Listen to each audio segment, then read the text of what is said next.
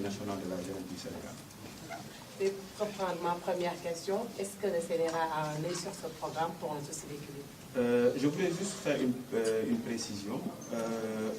Moi, je suis là en tant que président du Conseil national de la jeunesse du Sénégal, mais je suis membre aussi du Sénégal. Mais il faut faire juste une précision.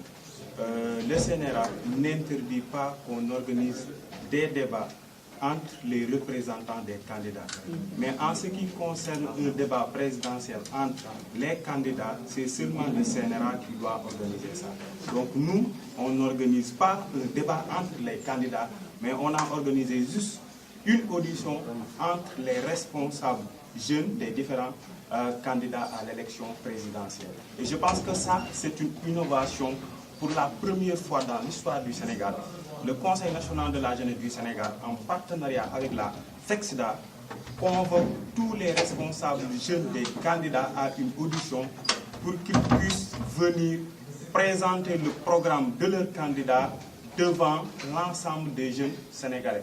Et je pense qu'aujourd'hui, je profite de l'occasion pour remercier la FEXDA, pour remercier aussi tous les responsables jeunes des différents candidats, remercier aussi la jeunesse sénégalaise par rapport à cet esprit de maturité. En tout cas, nous, au niveau du Conseil national de la jeunesse, nous sommes satisfaits parce que devant nous, on a une jeunesse responsable, on a une jeunesse compétente, on a une jeunesse agissante et nous avons l'espoir parce que après les auditions individuelles, on a senti que la jeunesse est au cœur de la politique de développement de tous ces candidats-là. Et je pense que c'est une satisfaction et on va continuer sur cette lancée parce que le Conseil national de la jeunesse est une force de proposition et d'action.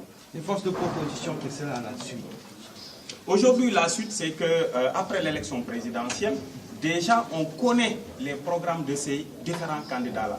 Nous ferons de telle sorte que ces candidats-là puissent respecter leurs promesses à l'endroit de la jeunesse sénégalaise. Parce qu'aujourd'hui, nous, notre premier objectif, c'est par rapport à la loi instituant un quota de 30% de jeunes dans toutes les assemblées électives. Et je pense que tous les candidats ont accepté ce principe-là. Et je pense qu'après l'élection présidentielle, on va adopter ce projet de loi-là, instituant un quota de 30% de jeunes dans toutes les assemblées électives. L'autre chose aussi, c'est par rapport à la responsabilisation des jeunes dans les instances de prise de décision. On veut voir plus de jeunes au niveau du gouvernement, on veut voir plus de jeunes au niveau de l'Assemblée nationale, on veut voir plus de jeunes au niveau du Conseil économique, social et environnemental, et aussi on veut voir plus de jeunes au niveau du Haut Conseil des collectivités territoriales. Et je pense que nous sommes sur une bonne lancée avec ces responsables jeunes-là qui sont là et qui représentent dignement la jeunesse sénégalaise au niveau de ces différents candidats.